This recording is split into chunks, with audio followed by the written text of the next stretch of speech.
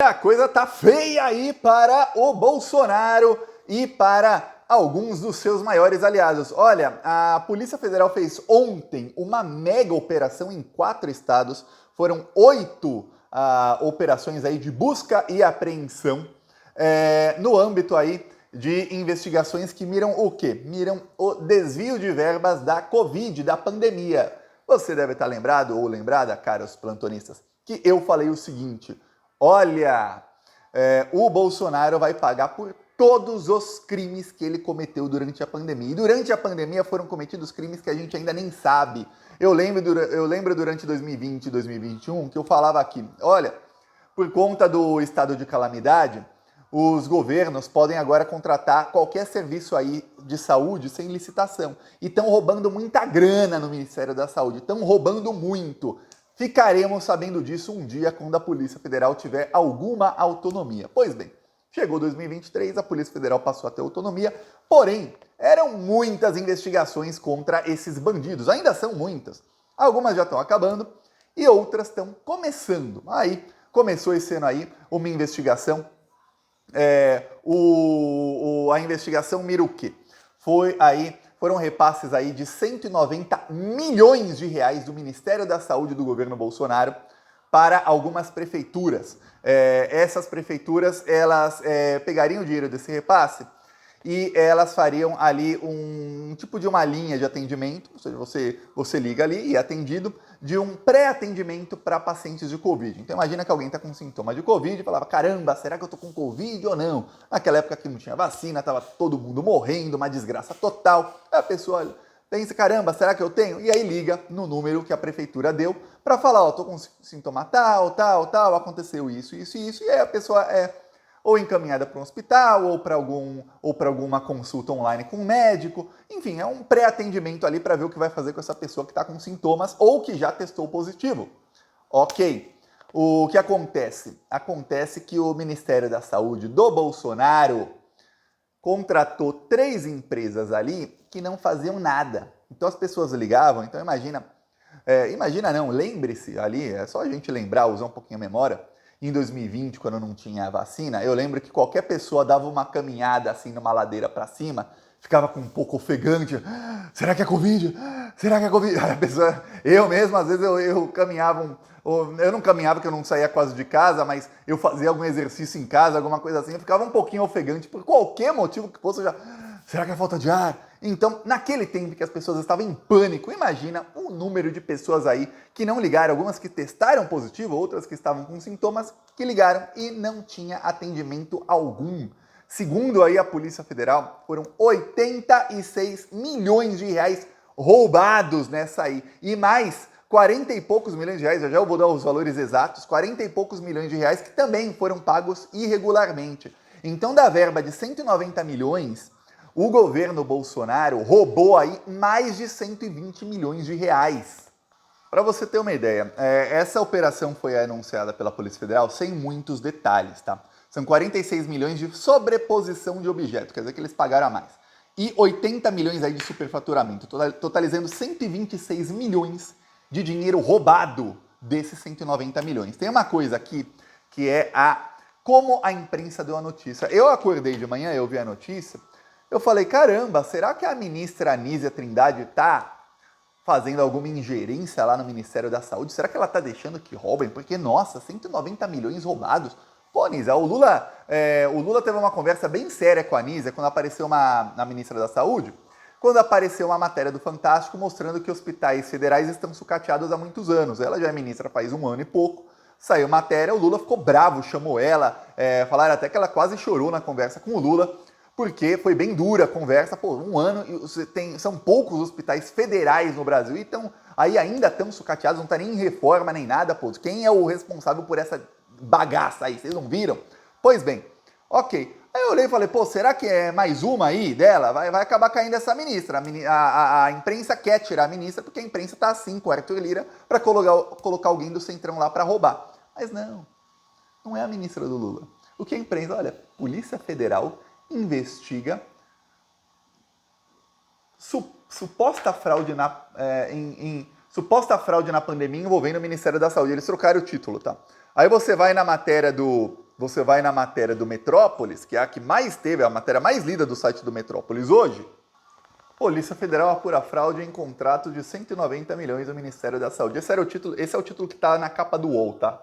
Pelo menos estava de manhã, quando eu até falei, pô, tem alguma coisa errada com a Anísia? Aí você clicando na matéria, aparece no UOL que era na pandemia. O G1 já falou que era na pandemia logo de início. O Metrópolis, que é hoje o portal mais visitado do Brasil, Metrópolis na semana passada, segundo eles mesmos, bateu 1 bilhão de visualizações de página em uma semana, ou seja, milhões e milhões e milhões de brasileiros veem o portal Metrópolis. A notícia mais lida do dia era essa. E aí, olha só, não cita de onde. Eu realmente achei, eu vi no Metrópolis e no UOL, falei, pô, será que é a Anísia?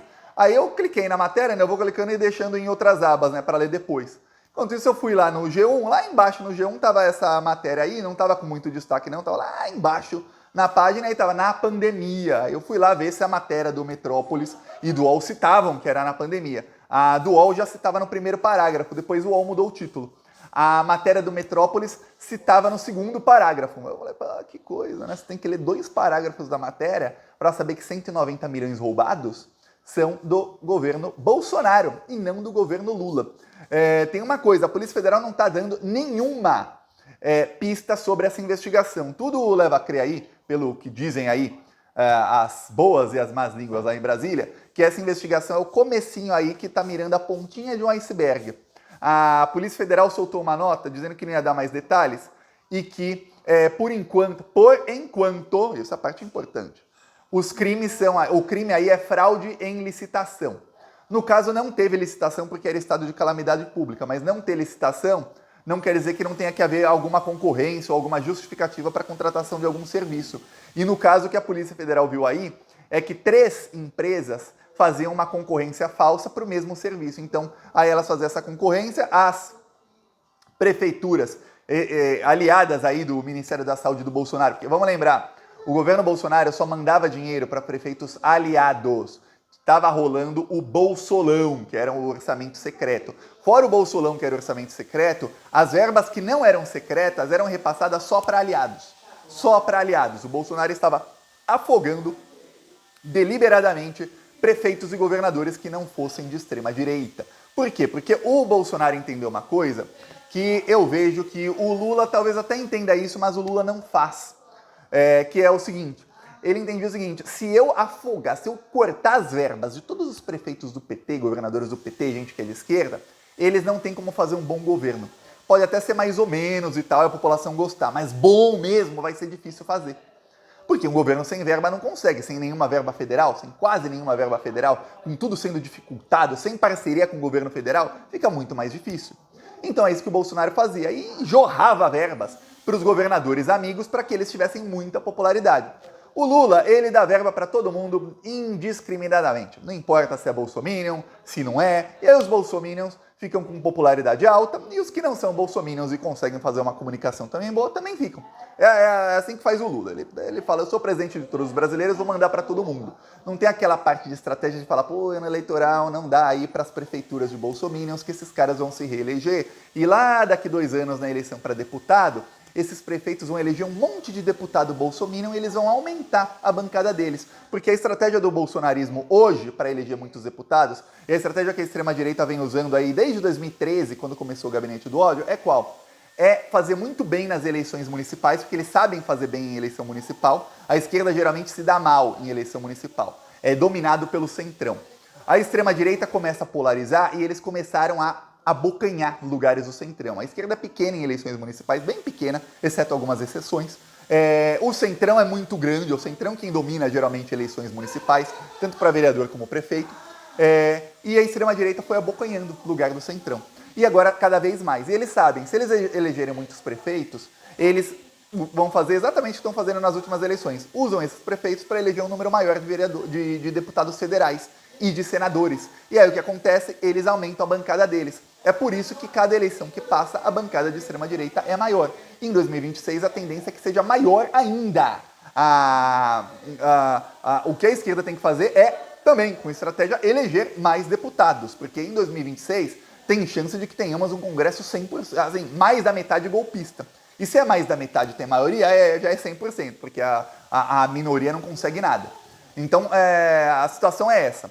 E aí o que acontece? O Bolsonaro mandava essa verba aí para as prefeituras amigas, o governo Bolsonaro, e essas prefeituras faziam uma falsa concorrência e aí pagavam superfaturado para 3 empresas.